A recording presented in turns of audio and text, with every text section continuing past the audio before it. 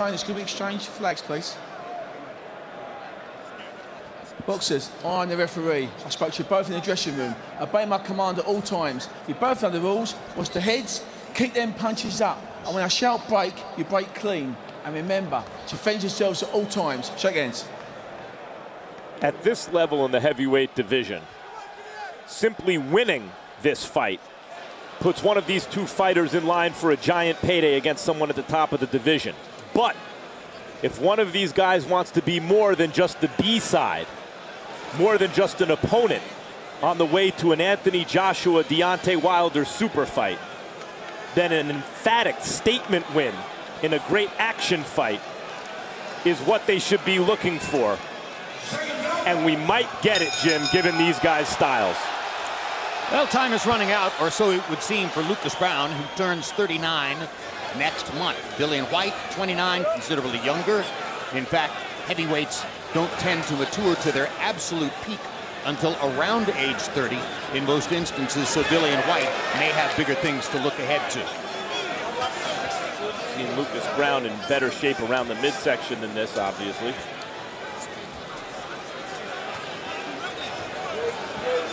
But he's been inactive recently. But it's an inviting target for a fighter like Whyte, who, as we mentioned, throws the second highest concentration of body punches among all the top fighters in the heavyweight division. Only Joseph Parker is slightly more prolific as a body puncher.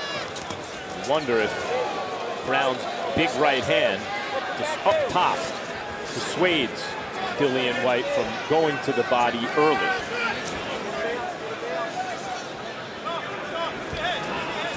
Whyte may want to taste that right hand a time or two to make certain that he's going to be able to weather it before taking the risk of throwing body punches, because, of course, body punchers always risk being countered upstairs.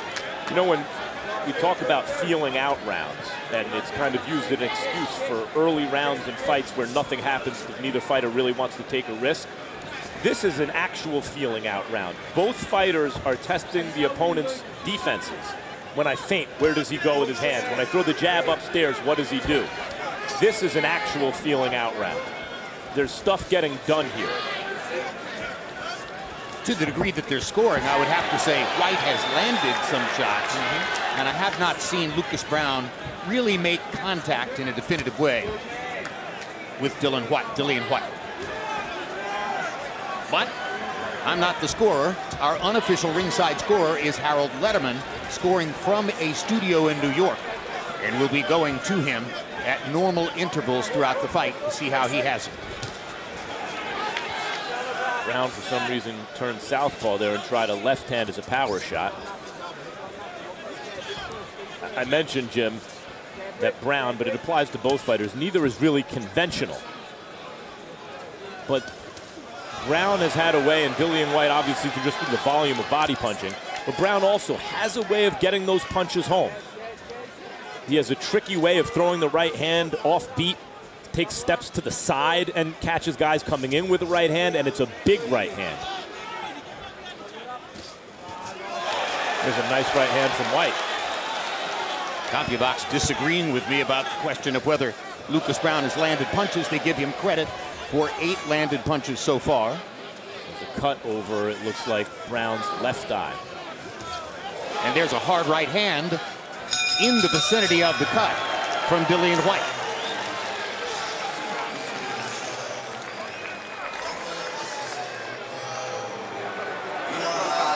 Listen, talking to me, let them feel the weather. Get behind the jab as you are, nice and relaxed, You're working him, and he's going to swing. I know he's got He's going to swing, and we can see him coming with the swing. punch. Thank you, Rick. Yeah? Nice and relaxed as you are. Lovely turn. He's cut already as well. Yeah. Keep working that cut jab, guys. Don't overreach. Walter, gum shield. Don't overreach, yeah?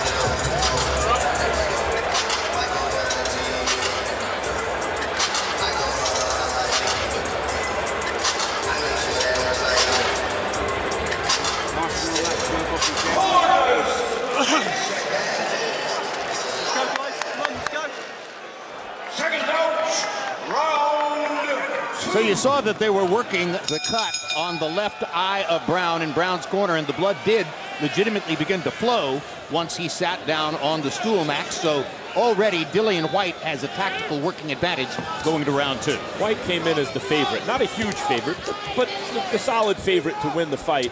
Browne is seen as a live dog, a live underdog, because as I mentioned, he's shown grit to stick around in fights even when he was losing, and a big right hand to win those fights. There's another hard right hand dropped in by Dillian Whyte, and obviously he's thinking strategically now and working on that cut on Lucas Browne's face, and there's another right hand landing in the vicinity of the left eye. That's right. So if one guy comes in the favorite and then cuts his opponent, who doesn't look like he's in the best of shape to begin with, and starts to take over the fight, I would say if you redid the odds, Browne would be a more substantial underdog. Still has the potential equalizer. His size, his weight, his big right hand. There are 2 hard body shots by Dillian Whyte, and that is the Whyte that we have characteristically seen in his most recent fights. 6-fight win streak since the loss to Joshua, largely fashioned on his body punching style. Jim, I know you like the left hook to the body, but how do you like that right hand that he snaked in? I mean, Dillian Whyte hit him with quite a right hand to the gut. I was looking back at Roy Jones's knockout of Virgil Hill the other night, and it reminded me that the right hand to the body can be just as effective. Particularly if you have enough accuracy to target organs, which Roy Jones did. But here Dillian Whyte is just digging hard shots to the body, and we mentioned there's an inviting target there, a loose, big, inviting target on Lucas Browne. Whyte's taking advantage. And now Whyte is jabbing the left eye. Focusing on the beachhead he's already established with the blood flowing out of Lucas Browne's left eye.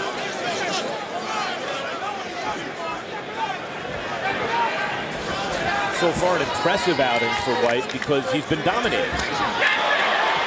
And also, you know, you watch the way Whyte throws those punches, that right hand. He throws them in such a way they look like slapping shots.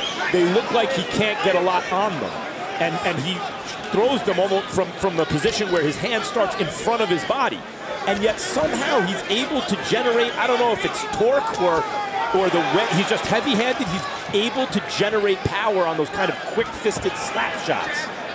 Well, he appears to pronate the wrist just at the last moment before the glove makes contact, and that helps to establish a stiffer punch than would otherwise be the case. I think you're right about that, and he's good, another good right hand to the body, and the left eye looks terrible. Yep. So Browne blinking and bleeding as he walks back to his corner. Meanwhile, April 28th brings middleweight Daniel Jacobs back to his roots in Brooklyn, New York, to face Maciej Sulecki of Poland. Also that night, undefeated heavyweight Jarrell Big Baby Miller, also from Brooklyn, faces Frenchman Johan Duhaupas. Middleweight heavyweight doubleheader in Brooklyn, April 28th.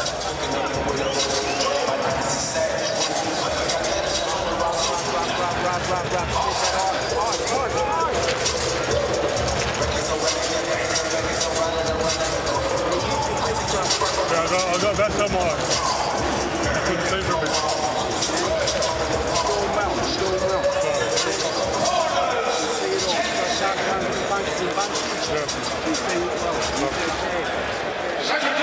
CompuBox numbers in round 2, pretty heavily weighted in Dillian Whyte's favor. I think I saw him landing 21 out of 54 on the graphic, and that many of those punches were targeted toward the left eye of Lucas Browne, which is still trickling blood as he comes into the ring for round number 3.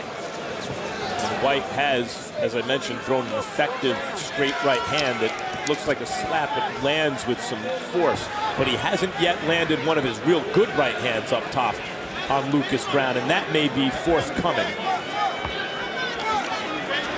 Because he knows now where the range is for the right hand.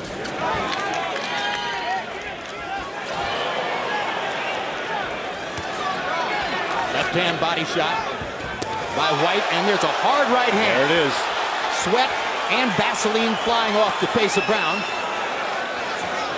There it was, and he found the range with the jab, and this time put a little mustard on the right hand. And Browne's face is a mess, Jim. Yeah, the blood is starting to flow very freely from Browne's left eye once again. We've got more than 2 minutes remaining in round number 3 as Dillian Whyte tries to crank up the punishment and put himself in a position for an early stoppage of Lucas Browne.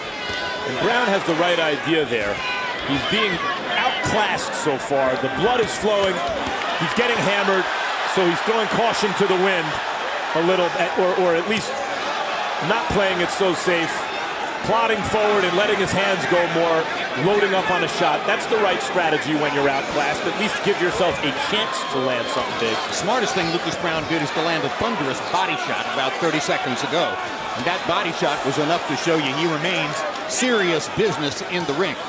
Trying to curl a right hand now around Dillian Whyte's glove and then curl a left hand around the guard as well. I mean, if Dillian Whyte doesn't get hit with anything stupid, this is the kind of performance so far, Jim, that I mentioned off the top of the broadcast or before the fight, before the opening bell.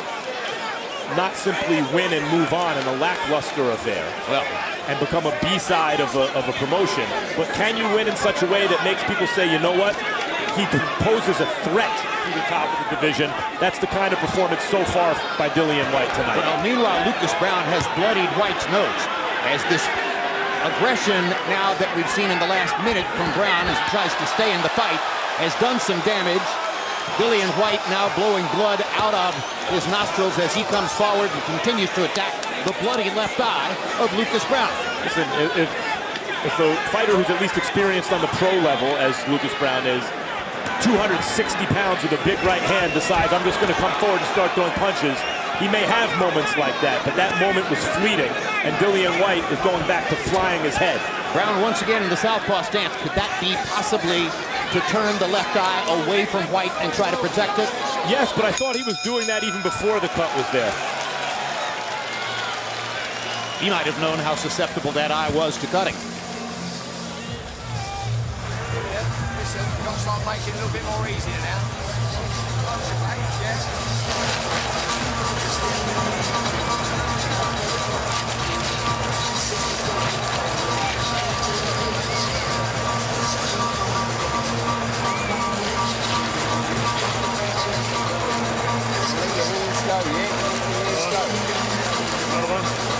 What I like about Dillian Whyte's performance so far, Jim, is when he has an advantage, he's not content to sit back. He's pressing it. There's the right hand. Good left hook to the body. Follows up with the left hand. That misses, but the right hand lands. None of those devastating, except maybe the hook to the body was a nice hard shot. But the point is that's a heavyweight throwing in combination in the middle of the ring. CompuBox in the last 2 rounds finds Whyte landing 44 punches to only 15 for Lucas Browne. As we come to round number 4, we check in for the first time with our unofficial ringside scorer in a studio in New York, Harold Letterman. Harold, how do you have it through the first 3? Okay, Jim, I got a 3-0, 30-27 Dillian Whyte. Jim, I got to tell you something. You're allowed to use, a little bit of a foreign substance, I mean Vaseline, on a fighter. But the referee should really check the guy coming out of the corner if he's got a cut eye. You can't come out of the corner with all that Vaseline. The referee has an obligation to take off a lot of that Vaseline if there's just too much on there. So, what I'm saying is that Lucas Browne should use a little bit of Vaseline, but not a whole lot. 3-0, Dillian Whyte. After that right hand, I think Dillian Whyte may have cleaned it up for him.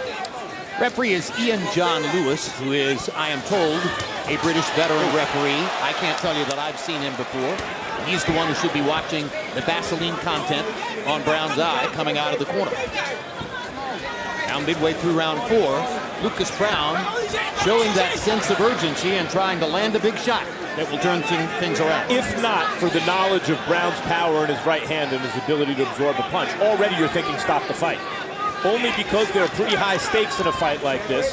Their futures are on the line. And we know Browne can punch. Do you not already start calling for the stoppage of this fight because he is taking a beating? That was a thunderous right hand from Dillian Whyte. Good left hook there. If that sounds wrong to some, well, why should a guy's potential to win a fight with a big right hand change whether or not you stop it? If he's taking punishment, he's taking punishment. Boxing is a risk sport, and the possible reward does affect the way it is viewed. There's a big reward for the winner of this fight in terms of their positioning in the most lucrative division in boxing. One look at Lucas Browne tells you he's a hard guy who understands that this is a hard business, and he may find himself in a hard fight. Certainly he, at this point, doesn't want the referee to stop the fight, regardless of how much blood is coming out of his left eye. Yeah, and because, you know, against another fighter, Browne would maybe feel, and his corner would maybe feel, you know, we're going to land this big right hand. And it's not that he doesn't have a chance to do it, but Whyte is not a headhunter. You just saw it. He's beating up Browne, but he's still going down to the body and hurting him there. And any chance of Browne winning a decision, which may have seemed remote just on the surface coming in, is waning away further with each passing round, as Dillian Whyte, by my lights at least, is winning all of the rounds so far. Right, and I want to get back to the body punching because Dillian Whyte keeps getting back to it. Among the many virtues of body punching, Jim, and you extol its virtues constantly, is that your offense doesn't stall. You know, if Dillian Whyte wasn't such a committed body puncher here, there are things Browne could do to stall his offense a little bit, but Whyte continues to go downstairs.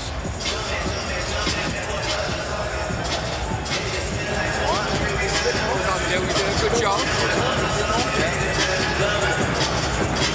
Right. Doing a good job. Just look a little bit more like all the time you did.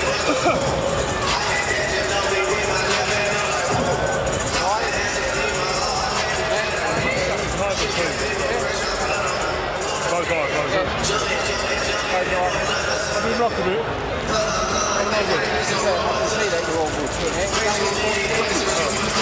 When you go southpaw, you can't get that eye. Pick that eye for going southpaw. You saw the CompuBox graphic that established that CompuBox found Dillian Whyte landing 2/3 of his power shots, 14 out of 21 in the last round. Increasingly, it seems possible that Lucas Browne can't see the right hand coming.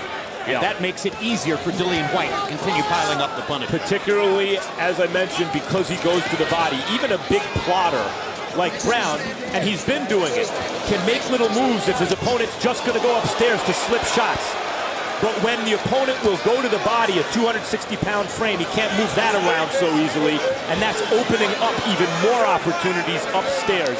And now Whyte is taking advantage of those increasingly too. Whyte landed a hard uppercut that sent a glob of Vaseline flying through the air off of Lucas Browne's head. That goes back to the point that Harold made about too much Vaseline, and now that that glob of Vaseline flew off of Browne's head, the blood is flowing as though a spigot has opened on the left side of his face. And now, in spite of any power Browne might have, in spite of how brave he may be or his corner may be, the ref has to take a good hard look at this because he is being clobbered upstairs by a 250-pounder who is landing everything and cleanly. His face is a bloody mess. It's falling apart. His movements are much less sure, starting to be less coordinated, and the blood is flowing out of his eye. It looks like out of his nose, through his mouth. It isn't quite yet full-scale target practice for Dillian Whyte, but it is target practice with the right hand upstairs. Yeah, and again, because he'll go to the body, there's a never-ending barrage of punches being landed. And by the way, they've gotten the blood that was flowing from Whyte's nose earlier under control. So he's not compromised in any way in there right now as he continues to select the hard shots he wants to throw against Lucas Browne. The only hope, if you're in Browne's corner and letting this continue, and at this point that's questionable, is maybe Whyte punches himself out. Maybe Whyte is so emboldened by this.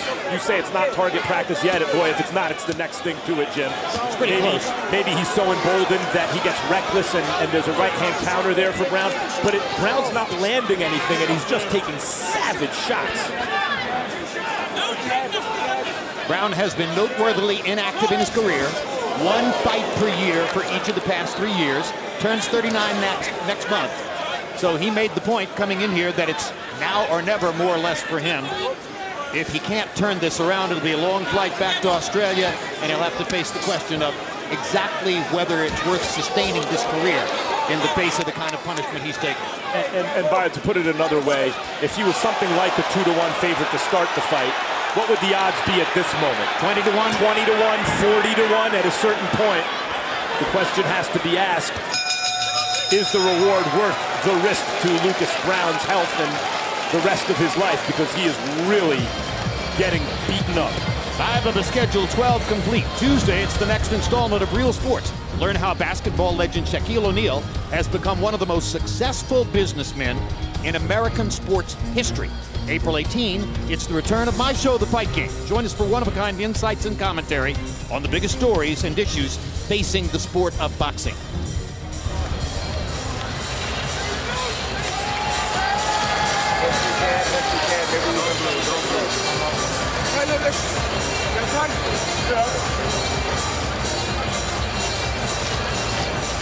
And here's the danger in a fight like this. Here you see Dillian Whyte, right hand, one of those kind of slapping right hands that he's able to get some steam on, as I mentioned before, and here it comes again. Same thing, so he almost pushes it out, but he manages to get some pop on it. But the danger, Jim, is because Browne has a big right hand and a good chin, and because Whyte's a good puncher but not a devastating one, it's going to take a lot of those to get Browne out of there. How many of them are he and his corner especially willing for him to take? And the graphic shows you that our unofficial ringside scorer, Harold Letterman, has scored every round for Dillian Whyte. That's not at all surprising. He's been more accurate. He's been more active. And he is turning Lucas Browne's face into a bloody pulp. There again, another glob of Vaseline flies through the air. Browne is down and out after a left hook. Finally, Whyte goes to a neutral corner, and the referee stops the fight. Medical staff rushing into the ring as that was a thunderous left hook and appears to have knocked Lucas Browne unconscious. And the way they're rolling him right now, it's dangerous for his left arm. It's under his body in such a way where they can't roll him on his back without moving it. Actually, it's his right arm. Sorry, his right arm. Excuse me, his right arm. Is under his body and behind his back. And you're 100% correct. There's no way to roll him in that particular position without risking a dislocation of the shoulder. And so we get a, if not star-turning performance, a statement performance by Dillian Whyte. But the question is, Jim, as we've been talking about the last couple rounds, was the slim possibility that Browne could somehow land a miracle punch worth this right here? And if you're evaluating what Whyte did tonight, the question is, did he beat a fighter or a heavy bag? It was simply an easy outing for Dillian Whyte. And there's that thunderous left hook that knocked Whyte, or knocked Lucas Browne cold. Watch it again. Grazing right, thunderous left, and that put Lucas Browne to sleep. And as soon as he landed the shot, Dillian Whyte knew that he had something to celebrate and began dancing wildly around the ring. You have to give Dillian Whyte credit, too, and he's concerned about Lucas Browne. He's coming over there, and there was bad blood before this fight. He's checking on Lucas Browne. You have to give Dillian Whyte credit. He came out, he knew his opponent was finished, and he looked to get him out of there. But, Jim, he was also giving the ref and Lucas Browne's corner an excuse to stop the fight. Just by ramping up the activity and throwing with a little more mustard, he was giving them the excuse to stop the fight. They were not going to stop this fight in Lucas Browne's corner until he was flat on his back, and that's exactly what happened, and that's probably not the best policy.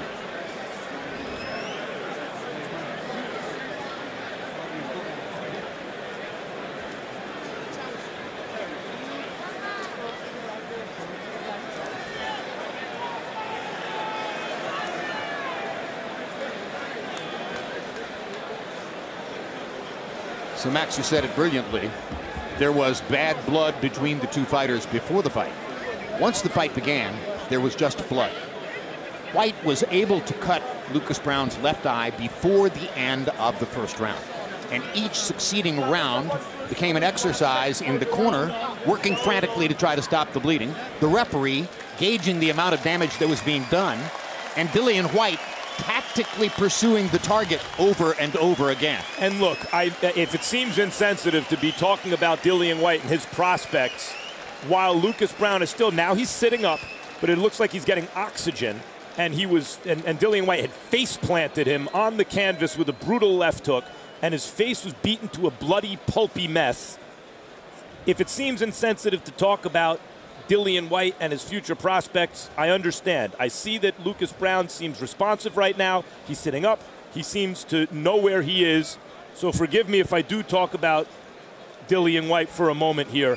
Jim, if the idea was to be a credible opponent for the top of the division, maybe even for Deontay Wilder as they're looking to build Wilder and Joshua, or for a Joshua rematch, Dillian Whyte has certainly pride done. of Brixton, London, England, Dillian, the body snatcher